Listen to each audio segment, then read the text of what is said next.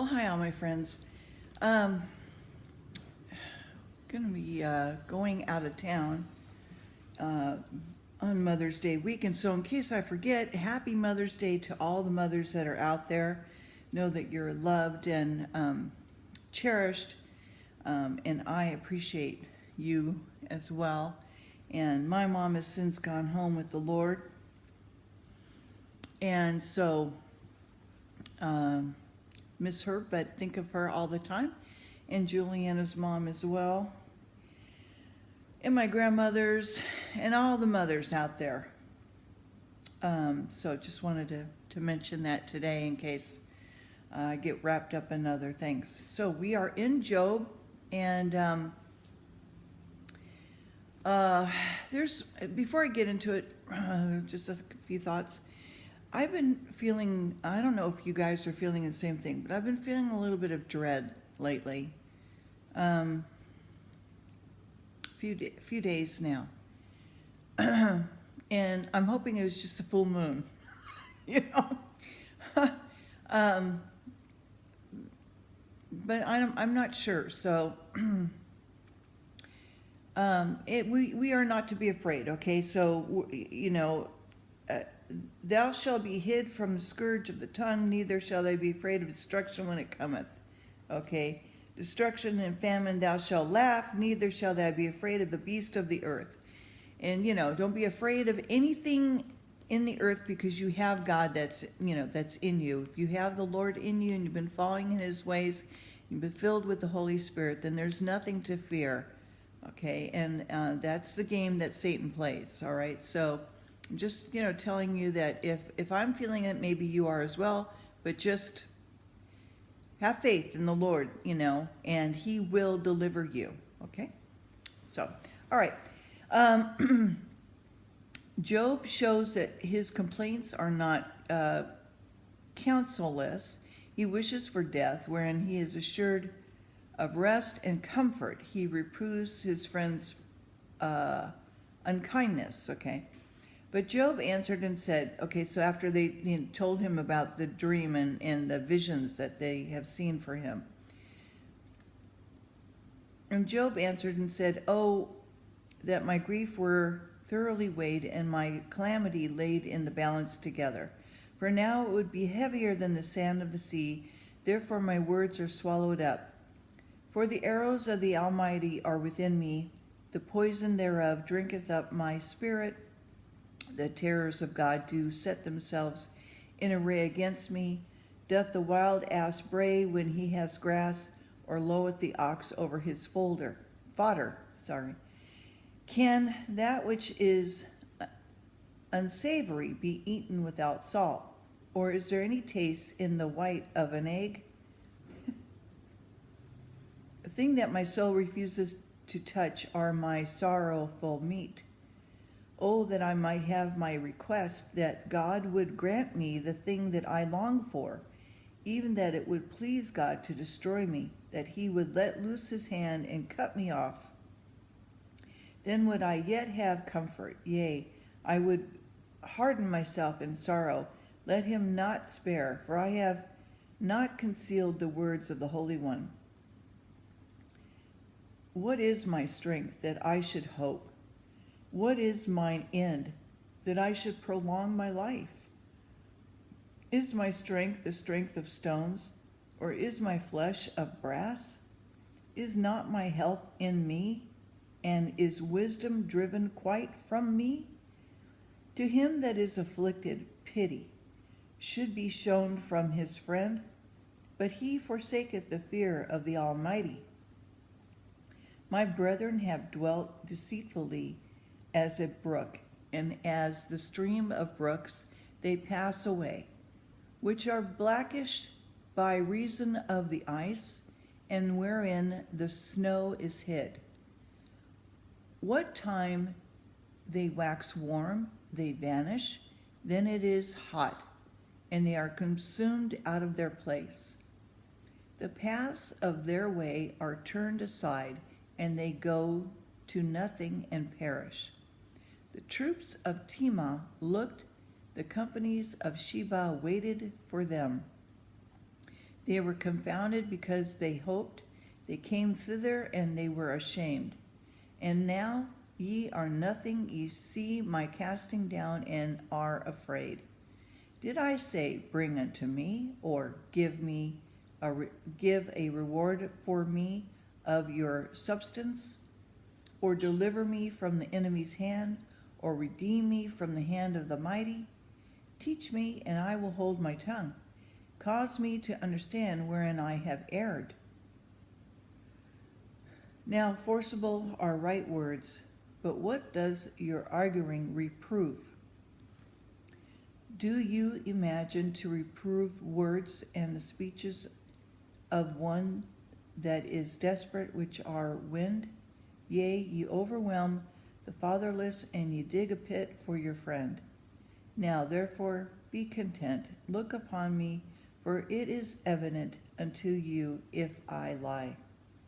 Return, I pray you, let it not be iniquity.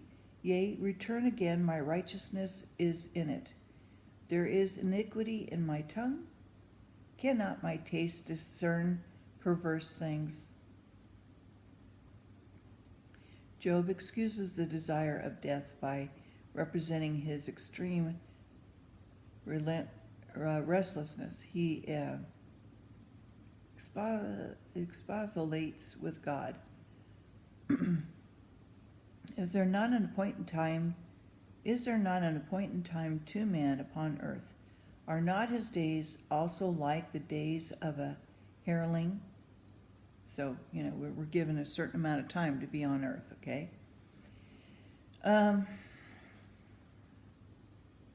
As the servant earnestly desireth the shadow, and the hireling looketh for the reward of his work, so am I made to possess months of vanity, and wearisome nights are appointed to me. When I lie down, I say, When shall I arise, and the night be gone? And am I full of tossing to and fro from the dawning of the day? My flesh is clothed with worms and cods of dust. My skin is broken and become loathsome. My days are swifter than a weaver's shuttle, and are spent without hope. O remember that my life is wind, mine eyes shall no more see good. The eye of him that hath seen me shall see me no more. Thine eyes are upon me, and I am not.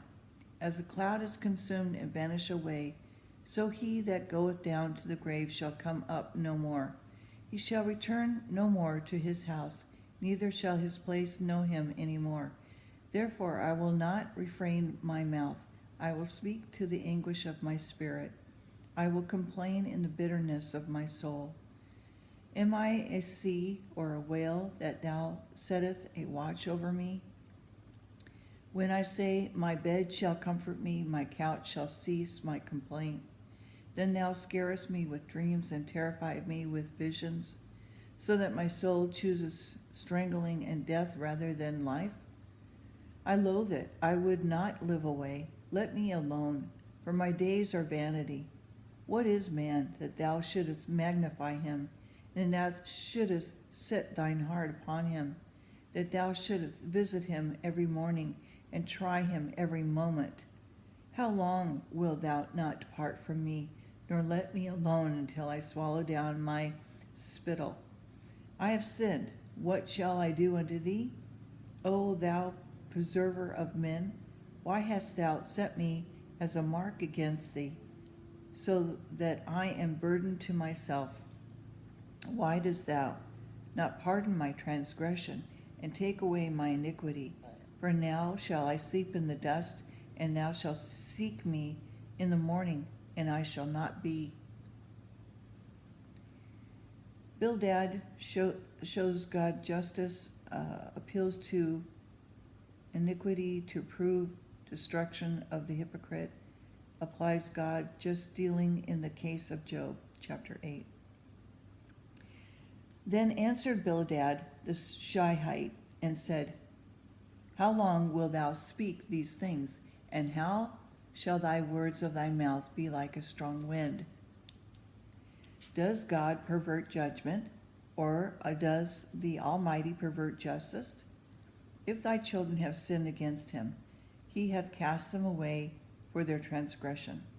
If thou wouldest seek unto God betimes, and make thy supplication to the Almighty, if thou wert pure and upright, surely now he would awake for thee, and make the habitation of thy righteousness prosperous. Though thy beginning was small, yet thy latter end should be greatly increased. For inquire, I pray thee, of the former age, and prepare thyself to search of their fathers. For we are but yet yesterday, and know nothing, because our days upon earth are a shadow. Should not they teach thee, and tell thee, and utter words out of their heart? Can the rush grow up without mire? Can the flag grow without water? Whilst it is yet in his greenness, and not cut down, it is withered before any other herb.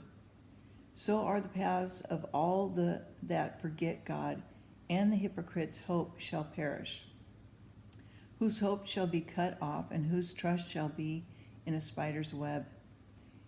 He shall lean upon his house, but it shall not stand. He should hold it fast, but it shall not endure. He is green before the sun, and his branch shooteth forth in his garden. His roots are wrapped about the heap, and seeth the place of stones. He has destroyed him from his place, and it shall deny him, saying, I have not seen thee. Behold, this is the joy of his way, and of the earth shall others grow. Behold, God will not cast away a perfect man, neither will he help the evildoers, till he fill thy mouth with laughing, and thy lips with rejoicing.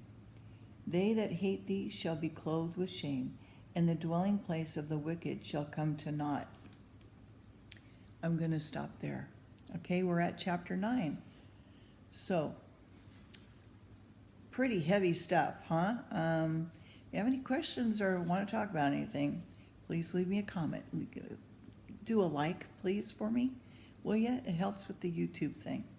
And I'll see you next time. All right, take care.